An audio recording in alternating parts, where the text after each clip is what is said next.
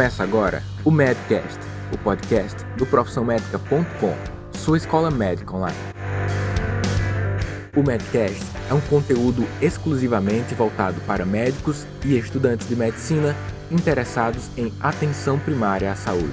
É produzido pelos médicos Daniel Coriolano, Alexandre de Lima Santos e Roberto Ribeiro Maranhão, o Bob. Nesta quarta temporada, a médica Luísa Portugal participa com a gente.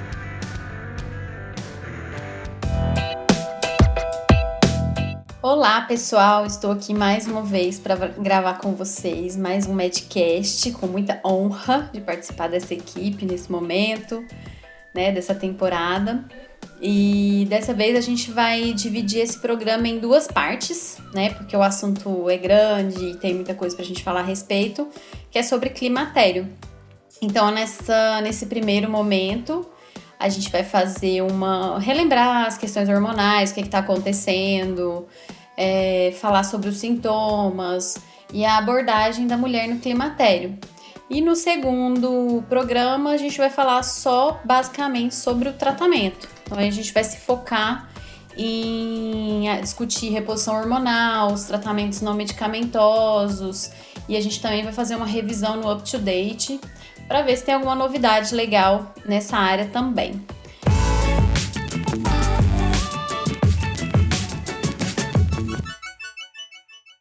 Então, a gente vai começar relembrando alguns conceitos, E lembrando que cada vez mais hoje em dia a gente tem falado no climatério, principalmente pelo aumento da expectativa de vida que a gente tem observado, Então, é muito comum que cresça, o assunto dê mais pano para manga, justamente por causa disso.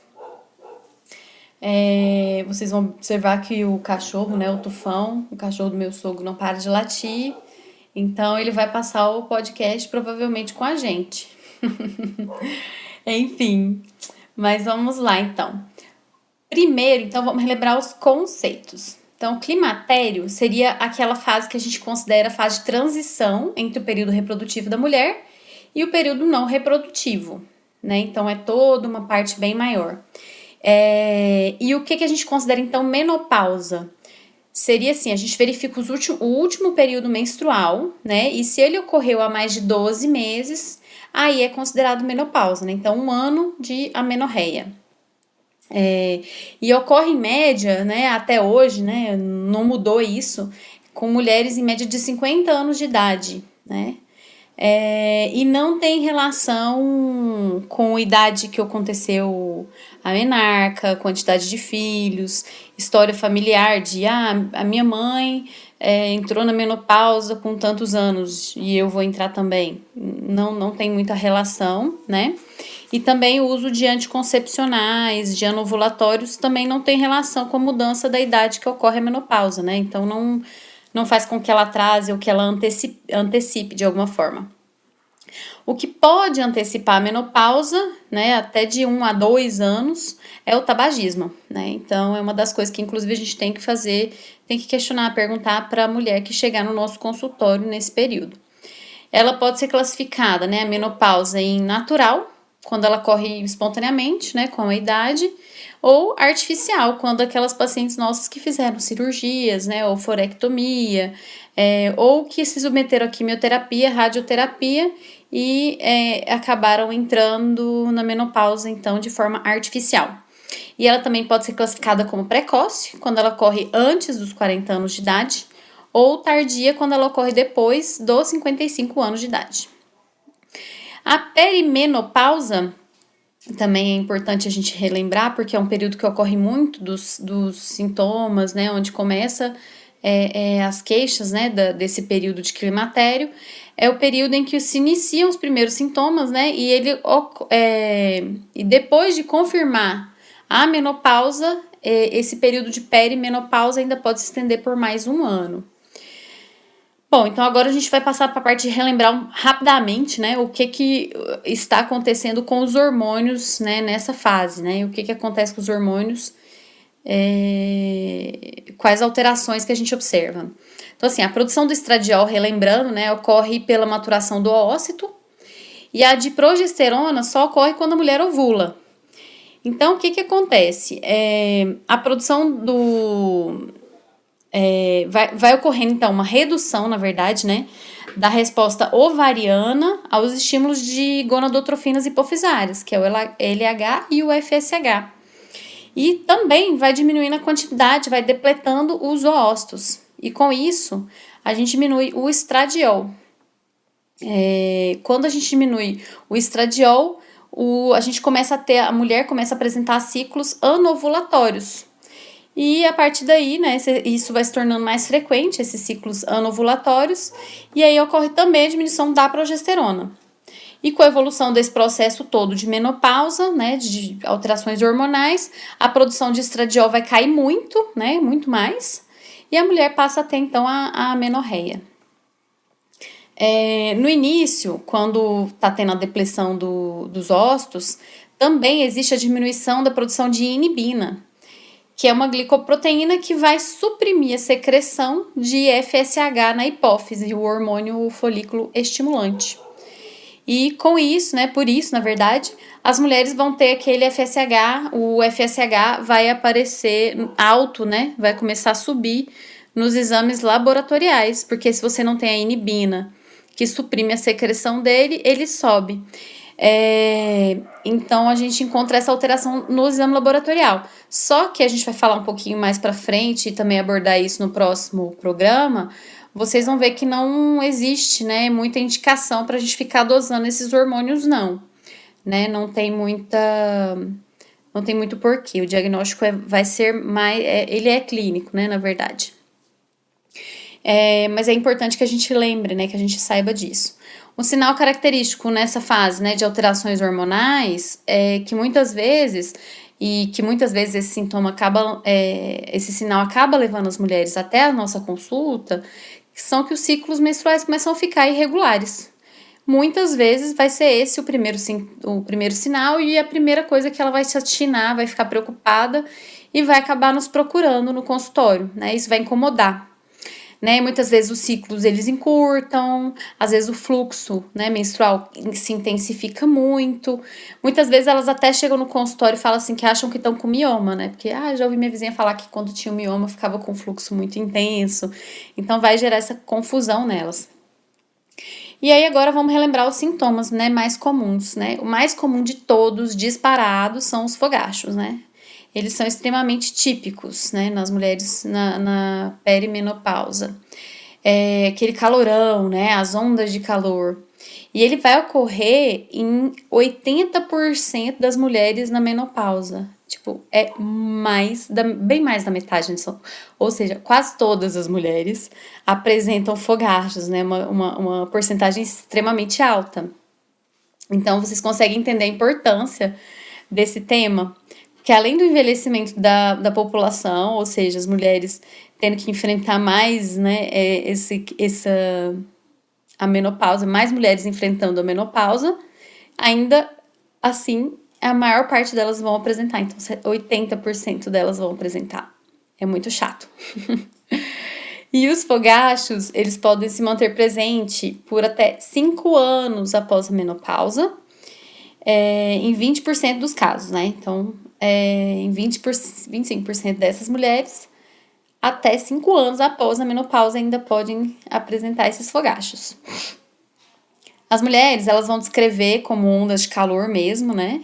Que vão ocorrer principalmente, o principal local de acometimento é a face e o tronco. E quando vem as crises, elas podem durar de segundos a minutos, né? A vários minutos. E pode vir acompanhada de outros sintomas. Por exemplo, sudorese excessiva, vertigem, palpitação, dor de cabeça e insônia. A gente vai até ver essa questão da insônia um pouquinho melhor. A frequência de ocorrência dessas ondas de calor, ela pode variar, né? Podendo ser assim, 20 episódios ao dia, ou seja, muitos episódios, pode até ser mais do que isso. Ou mulheres que às vezes têm um episódio por semana, é uma coisa um pouco mais rara. Não se sabe exatamente a causa exata, né, dos fogachos, mas parece ser uma instabilidade no sistema termorregulador hipotalâmico, certo? Na menopausa, o que também é comum a gente observar? Sintomas psicológicos, né? Alterações, que vão incluir aí depressão, irritabilidade, ansiedade, labilidade emocional, diminuição da memória e perda de libido. Então, voltando na insônia, ela vai estar presente em mais ou menos 40% das mulheres na menopausa. E ela pode estar relacionada com as ondas de calor, porque as ondas de calor são mais frequentes à noite. E às vezes acorda a mulher. Então ela acorda e fica com insônia, justamente por conta desse incômodo. E isso, né, de ficar acordando à noite, da insônia, das ondas de calor que ocorrem mais à noite, isso pode contribuir para a irritabilidade, o cansaço, a redução da capacidade de concentração dessas mulheres, né? Mas alguns estudos com mulheres na menopausa que não tinham problemas psiquiátricos, elas possuíam outra alteração de humor, né, e estavam relacionados à diminuição do nível de hormônios sexuais e não com a presença dos fogachos. Então ainda tem algumas coisinhas a se esclarecer. E a depressão também é mais comum nesse período de menopausa. Então é importante a gente sempre estar lembrando dessas abordagens, né, de fatores psicológicos que podem estar afetando a nossa paciente. Bom, outro sintoma comum é a atrofia urogenital, né? O epitélio da vagina, ele afina muito, perde a rugosidade, e ocorre a diminuição, né, a redução da secreção vaginal, o que leva à atrofia. E a elasticidade, né, e o tamanho da vagina também ficam muito reduzidos. E aí surgem os sintomas de dispareunia, né, muita dor, né, durante o ato sexual, e algumas outras alterações que também no sistema urogenital que pode ocorrer e pode se tornar um pouco desagradável, né, no ponto de vista social e sexual. Né, essas alterações atróficas também podem produzir aumento de frequência urinária, incontinência, infecção de repetição, urgência, né, isso tudo porque também afeta o epitélio do trígono vesical e da uretra. Então, super importante a gente lembrar desses detalhes. Outro ponto importante é a perda óssea causada, né, após a menopausa, né? Porque que acontece? A gente normalmente tem uma perda óssea natural, normal, de 0,2% a 0,5%, né? E isso passa para 2% a 5%, então aumenta bastante. E essa perda óssea ela vai ocorrer durante os primeiros 5 anos depois da menopausa. E aí vem os riscos de fratura, caso se desenvolva aí uma osteoporose. As fraturas mais comuns da osteoporose causada pela menopausa nas mulheres são mais comuns de ocorrer no rádio distal, na coluna vertebral e no fêmur proximal. E normalmente, no geral, a massa óssea é maior nas mulheres negras e obesas, então a gente vai ver que um risco menor de osteoporose nessas mulheres e um risco maior porque a massa óssea é menor nas brancas, nas asiáticas, nas magras e sedentárias. Né? Outros fatores de risco para diminuição, né, de perda de massa óssea é a idade avançada, deficiência estrogênica, história familiar de osteoporose, fumo, uso crônico de corticoide e história de fratura prévia. Então, é também importante a gente estar lembrando desse sintoma. Atendimento da mulher, então, no climatério. Agora vamos entrar em como que deveria ser essa abordagem, a mulher que chega ao nosso consultório com algumas queixas já relacionadas ao climatério, né? Então, sempre que a gente atende uma mulher nessa fase, a gente precisa avaliar 2 aspectos muito importantes. A perda da qualidade de vida dessa mulher, né, pelos sintomas, os desconfortos que são gerados pela menopausa e pelos sintomas, e também a presença de doença crônica, né, que pode afetar a expectativa de vida dessa mulher. Então, o objetivo principal do atendimento nessas mulheres é a melhora da qualidade de vida e a redução do risco cardiovascular e de fraturas, né? Então, a gente sempre tem que observar esses aspectos. Não existe um tratamento padrão para todas as mulheres, a gente tem que lembrar que as manifestações clínicas são muito variadas, dinâmicas, e a gente tem que individualizar o atendimento, né, a sintomatologia, a experiência da mulher com climatério, a repercussão disso na sua qualidade de vida, enfim, a gente tem que observar todo como a pessoa está vendo a doença, se ela está enxergando isso como uma doença, se ela realmente está adoecendo, ou se são sintomas que a gente consegue que ela se acostume, que ela enfrente, que ela trate isso de uma forma não medicamentosa, só mudando algumas coisas que a gente vai até discutir. É fundamental também a gente observar outros aspectos relacionados com os hábitos de vida que a mulher tem, né? Que são os padrões alimentares, como é que é a alimentação dessa mulher, se é saudável, se tem cálcio nessa dieta, prática de exercícios físicos, exposição ao sol, né? E fatores de risco como álcool, né? Às vezes é a mulher que faz um uso excessivo, e fumo, né? O cigarro, lembrando que ele pode adiantar, né, a menopausa, mas também aumentar o risco cardiovascular. Então, além da gente estimular nessas mulheres, né, incentivar a mudança do estilo de vida, a gente também precisa orientar os alimentos mais indicados para que ela contemple tudo, né, todas as necessidades, né, diárias na alimentação, para não correr risco de desenvolver problemas com osteoporose, por exemplo. E o uso de roupas mais leves, roupas confortáveis, que em um momento de calor excessivo, com um momento de uma onda de calor, ela tem uma facilidade maior em retirar isso, ficar mais confortável, saber lidar melhor com esse problema, né? Por quê? Porque nem todas as mulheres vão precisar de tratamento para essas ondas de calor, né? A gente vai abordar isso melhor no programa, no segundo episódio, né?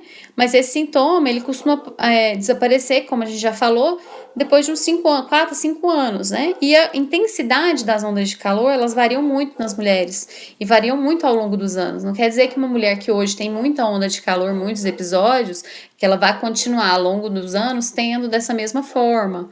E essa variação também de durar de 4 a 5 anos também muda muito de mulher para mulher. Tem mulher que passa um ano com esses sintomas, tem mulher que dura 5 anos os sintomas.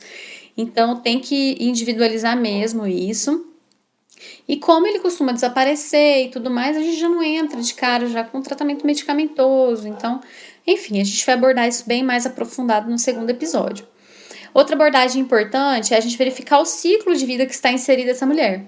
Se ela está passando por alguma perda, por exemplo, aposentadoria, casamento dos filhos, viuvez, né? Por quê? Porque os sintomas que podem, né, estar na menopausa, eles também podem estar acrescidos, somados a alguma outra coisa que essa pessoa está enfrentando, né? E a gente sabe que essas alterações no ciclo vital podem gerar também muitas alterações psicológicas, né, que podem se somar a isso. Lembrando também, abordar as questões de sexualidade, né? Que essas mulheres, elas têm a diminuição da libido mesmo, muitas vezes dispareunia. Então, é importante que a gente aborde, porque às vezes vai ser necessário algumas adaptações na vida dela, né? Também vamos abordar isso no segundo episódio. Na maioria das vezes, as dosagens hormonais, então, não são necessárias, como a gente já falou, né? O diagnóstico vai ser eminentemente clínico mesmo, e não há justificativa também da gente fazer rastreamento populacional de osteoporose por meio da densitometria óssea para todo mundo, não. Por quê? Porque o número necessário de mulheres a tratar para prevenir uma fratura, ele é muito alto, o NNT. Então não justifica a gente sair pedindo densitometria óssea para todas essas mulheres. Bom, então em resumo é isso.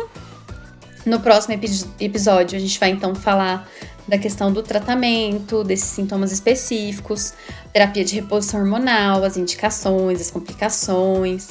Vamos dar uma pincelada no que tem de novo no Up to Date. Enfim, vai ser um programa bem legal, acompanhem mesmo o segundo episódio.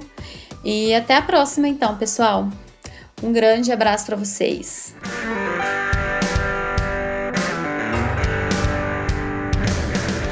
Você ouviu mais um episódio do Medcast, um oferecimento profissionmedica.com. Entre no nosso site e tenha acesso a todo o conteúdo relacionado à sua educação médica continuada.